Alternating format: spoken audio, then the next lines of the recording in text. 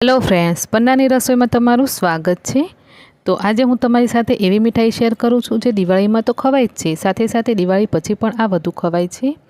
તો એના માટે મેં અહીંયા બધા ડ્રાયફ્રૂટ્સ લીધા છે, 50-50 ગ્રામ જેટલા। બધા ડ્રાયફ્રૂટ્સને આપણે અધકચરા વાટી લેશું કાં તો ચોપ કરી લેશું। તો ચાલો, બધા ડ્રાયફ્રૂટ્સ મેં આ રીતે તૈયાર કરી લીધા છે। એની સાથે મેં લીધું છે અહીંયા નારિયેળ। તો નારિયેળ પણ 1 વાડકી જેટલું મેં ઘસી લીધું છે। તમે દેશી કેરેટ કોકોનટ લઈ શકો, પણ આ રીતે સૂકું નારિયેળ લેશો તો એની અંદર થોડો તેલનો ભાગ હોય તો એનો ટેસ્ટ થોડો વધારે સારો આવતો હોય છે। તો મેં અહીંયા અડધી કાચલી નારિયેળ ઘસી લીધું છે અને આ રીતે વાડકીથી માપીએ તો 1 વાડકી જેટલું છે। અને આ રીતે બધી જ વસ્તુ તૈયાર કરી લીધી છે। તો ચાલો આજની રેસીપી બનાવવાનું શરૂ કરીશું હવે।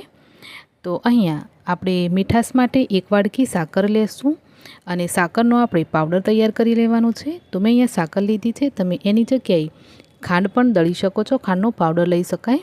તો થોડું હેલ્ધી બનાવવા માટે મેં સાકર લીધી છે અને સાકરને દળી લીધી। હવે આપણે એક પેનની અંદર 1 ચમચી ઘી લેશું અને એની અંદર આપણે જે બદામ, કાજુ, અખરોટ આ બધું લીધું છે ને બધું જ એડ કરી અને ડ્રાયફ્રૂટ્સને આપણે થોડા શેકી લેશું। તો ડ્રાયફ્રૂટ્સને શેકવાથી એનો જે ક્રન્ચી ટેસ્ટ હોય એ જળવાઈ રહેશે, સાથે સાથે એનો સ્વાદ છે ને એ વધી જતો હોય છે। તો 1 ચમચી ઘીમાં આપણે બધા ડ્રાયફ્રૂટ્સ શેકી અને કાઢી લેશું। ઠંડા થવા માટે આપણે બાજુ પર કાઢી મૂકીશું। ફરીથી અડધી ચમચી જેટલી આપણે ઘી લઈ લેશું અને એની અંદર જે આપણે કોપરું છીણ્યું ને એ કોપરું પણ થોડું શેકી લેશું। કોપરાને શેકવાથી એની અંદર જેટલું મોઇસ્ચર હશે એ જતું રહેશે અને કોપરું એકદમ ક્રિસ્પી થઈ જશે, સાથે સાથે કોપરાનો પણ સ્વાદ વધી જશે। ચાલો, કોપરું આપણે કાઢી લીધું છે શેકીને। હવે આપણે શેકીશું દ્રાક્ષ। તો મેં અહીંયા 2 મુઠ્ઠી જેટલી સૂકી દ્રાક્ષ લીધી છે, એને 2 ટુકડા કરી લીધેલા છે। તો દ્રાક્ષને પણ આપણે શેકીને કાઢી લેશું। દ્રાક્ષની સાથે સાથે મેં અહીંયા અડધી ચમચી છે ને ખસખસ લીધી છે અને ખસખસને પણ મેં શેકી લીધેલી છે। તો ચાલો હવે આપણે આ રીતે સૂજી લેશું। તો મેં અહીંયા 1 વાડકી સૂજી લીધી છે જે મોટો દાણો આવે અને 1 વાડકી મેં રવો લીધો છે। તો સૂજી રવો મિક્સ કરીને લીધું છે, તમે કાં તો સૂજી એકલી પણ લઈ શકો અને એકલો રવો પણ લઈ શકો છો। મારી પાસે બંને હતું તો મેં બંને લઈ લીધું। હવે આપણે બધી જ વસ્તુને 2 ચમચી ઘી સાથે શેકી લેશું, મતલબ કે સૂજી અને રવાને આપણે 2 ચમચી ઘીમાં મસ્ત એવા શેકી લેવાના। કાચો ટેસ્ટ ના રહેવો જોઈએ, સાથે સાથે છે ને આનો કલર છે એ ચેન્જ ના થવો જોઈએ, એ રીતે શેકી લેશું। હવે ફરીથી આપણે અડધી ચમચી ઘી લેશું અને એની અંદર 50 ગ્રામ માવો ગ્રેટ કરી લેશું।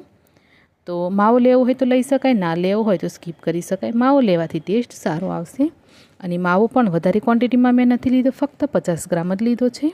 તો માવાને પણ આપણે ઘી સાથે શેકી લેશું। તો આ રીતે એક એક કરીને બધી વસ્તુ આપણે શેકી લેવાની। બધી વસ્તુને આપણે થોડી અલગ અલગ શેકીશું, કેમ કે બધી વસ્તુને શેકાવા માટે ટાઈમિંગ છે એ થોડું વધતા ઓછી હોય એટલા માટે। તો ચાલો, માવો અને ખસખસ પણ શેકી લીધા। હવે બધી વસ્તુ તૈયાર કરેલી આપણે સાઈડ પર રાખી દઈશું ઠંડી થવા માટે। અને અહીંયા મેં 2 થી 2.5 કપ જેટલો મેદો લઈ લીધો છે।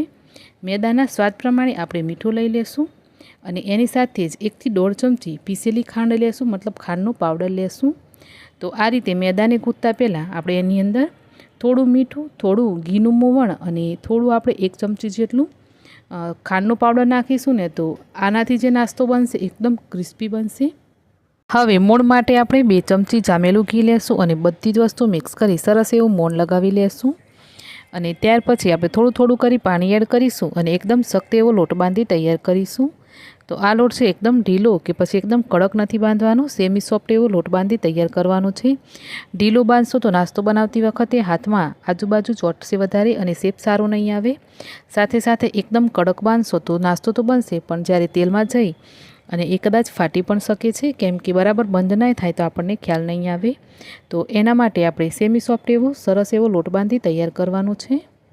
તો મેં અહીંયા લોટ બાંધી આ રીતે તૈયાર કરી લીધો છે। લોટને આપણે થોડો મસળી પણ લેશું। હવે લોટને ઢાંકી આપણે રેસ્ટ ઉપર મૂકીશું। ત્યાર પછી આપણે જે બધી વસ્તુ શેકીને તૈયાર કરી હતી એ બધી વસ્તુને હવે ભેગી કરીશું। તો સૌથી પહેલાં લઈ લીધું છે મેં અહીંયા જે આપણે સોજી શેકીને રાખીએ, એની અંદર માવો અને ખસખસવાળું મિક્સ એડ કરી દેવાનું। ત્યાર પછી આપણે જે ડ્રાયફ્રૂટ શેકીને રાખ્યા છે એ બધા આપણે આમાં લઈ લેશું। ડ્રાયફ્રૂટ્સ, સૂકી દ્રાક્ષ અને કોપરાનું છીણ બધું જ આપણે આ રીતે મિક્સ કરી લેશું અને હવે હાથથી આપણે બધી જ વસ્તુને મસ્ત એવી મિક્સ કરી લેવાની। અને હા, આમાં આપણે સ્વાદ પ્રમાણે ઇલાયચી પાવડર એડ કરી દઈશું। તો મેં અહીંયા 1.5 ચમચી જેટલો ઇલાયચી પાવડર લીધો છે, કેમ કે ઇલાયચી પાવડરનો ટેસ્ટ બહુ જ મસ્ત એવો આવશે। અને અડધી ચમચી જેટલું જાયફળ ઘસી લેશું આ રીતે। તો ફ્લેવર માટે તમને જે વસ્તુ પસંદ હોય ને લઈ શકાય, ખાસ કરીને ઇલાયચી પાવડર જાયફળ જરૂરથી લેવાનું। હવે એકવાર આ રીતે બધું મિક્સ થઈ જાય ત્યાર પછી આપણે આમાં મીઠાશ પ્રમાણે આપણે જે સાકર દળીને તૈયાર કરી છે એ સાકરનો પાવડર એડ કરી દઈશું। તો અહીંયા 1 વાડકી ભરી સાકર દળેલી એ બધું જ પાવડર મેં થોડો થોડો કરી એડ કરી દીધો છે। તો એનાથી જે આપણી મીઠાઈ બનશે મીડિયમ મીઠી બનશે। તો ગળપણ છે એ તમે વધતા ઓછી તમારા ટેસ્ટ પ્રમાણે રાખી શકો છો। હવે આ રીતે બધું મિક્સ કર્યા પછી તમને એવું લાગે કે થોડું મિક્સ ડ્રાય છે તો તમે એમાં ઘી એડ કરી શકો છો। સાથે સાથે જ મેં અહીંયા બધું મિક્સ કર્યા પછી અડધું મિક્સ છે ને એને મિક્સરમાં લઈ થોડું પીસી લીધું છે, એટલે બધા મિક્સનું સરસ એવું બાઇન્ડિંગ આવી જશે। તો આ રીતે કરશો ને એટલે જ્યારે તમે સ્ટફિંગ ભરશો ત્યારે ભરવામાં થોડી આસાની રહેશે, જે આપણું મિક્સ છે એકદમ કોરું કોરું નહીં લાગે। તો અડધા મિક્સને જ આપણે પીસી લેશું તો એની અંદર રહેલું મોઇસ્ચર છે ને એ છૂટું પડશે, એટલે બધી જ વસ્તુનું સરસ બાઇન્ડિંગ આવશે। તો આ રીતે આપણે મસ્ત એવું સ્ટફિંગ તૈયાર કરી લીધું છે ગુજિયા માટે। તો ચાલો ગુજિયા માટેનું સ્ટફિંગ તૈયાર કર્યા પછી હવે આપણે જે મેદો રેસ્ટ પર રાખ્યો છે એ મેદો લઈ લેશું અને એની આ રીતે મોટી રોટલી વણવાની અને વચ્ચે સ્ટફિંગ રાખીશું અને ત્યાર પછી આપણે એને આ રીતે વાળી લેશું રોટલીને। અને હવે કોઈ ડબ્બો કે પછી ગ્લાસની હેલ્પથી આને આપણે કટ કરી લેશું। તો ગુજિયા છે ને એ આ રીતે નાના મોટી સાઇઝની તમે બનાવી શકો છો વગર મોલ્ડે। તો છે ને આ રીતે બનાવી લીધા પછી હવે કાંટા ચમચીથી આપણે એની ઉપર ડિઝાઇન પણ પાડી દઈશું। તો આ એક સિમ્પલ રીત છે ગુજિયા બનાવવા માટે, તમે જોઈ શકો છો મસ્ત એવી ગુજિયા બની તૈયાર થશે। અને ત્યાર પછી આપણે ફરીથી ગુજિયાનો શેપ કઈ રીતે બનાવવાનો એ હું તમને કહું છું, એકદમ સરળ સિમ્પલ। ના તો આપણે હાથથી કાંગરી વાળવી પડશે, ના તો આપણે કોઈ મોલ્ડની જરૂર પડશે। એકદમ સિમ્પલ રીતે હું તમને ડિઝાઇનર ઘૂઘરી બનાવવાનું આગળ બતાવીશ। તો આ રીતે પણ બનાવી શકાય। ફરીથી એક બીજી બનાવતા બતાવી દઉં। આ રીતે આપણે રોટલી વણી લેશું અને એને પૂરીથી થોડી મોટી સાઇઝમાં કટ કરી લેશું। હવે આપણે આ જે પૂરી કટ કરી છે એને આ રીતે જારાના ઉપર લઈ લેશું।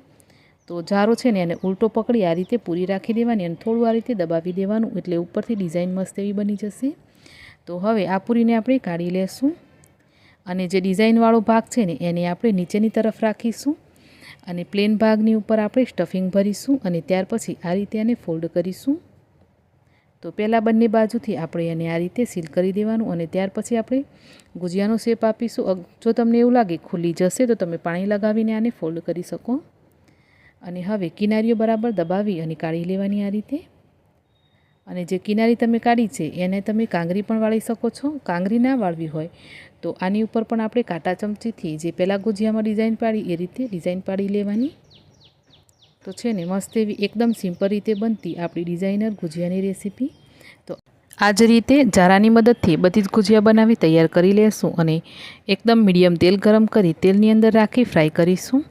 તો જે રીતે કચોરી સમોસા તળવા માટે આપણે તેલનું ટેમ્પરેચર રાખીએ એ રીતે આપણે તેલનું ટેમ્પરેચર રાખવાનું છે અને ગુજિયાને 7 થી 8 મિનિટ માટે ધીમા ગેસ ઉપર મસ્ત એવી ફ્રાય થવા દેશું, ક્રિસ્પી થાય ત્યાં સુધી।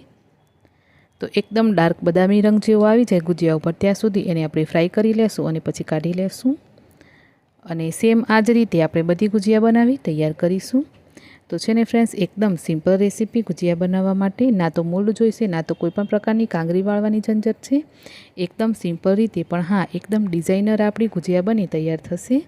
તો આજની તમને ગુજિયાની રેસીપી કેવી લાગી મને કોમેન્ટ કરીને જરૂરથી જણાવજો। રેસીપી તમને થોડી પણ પસંદ આવી છે, વિડીયો પર નવા છો તો ચેનલને જરૂરથી સબસ્ક્રાઈબ કરજો દોસ્તો। તો ચાલો મળીશું એક આવી જ નવી રેસીપી સાથે। આવજો।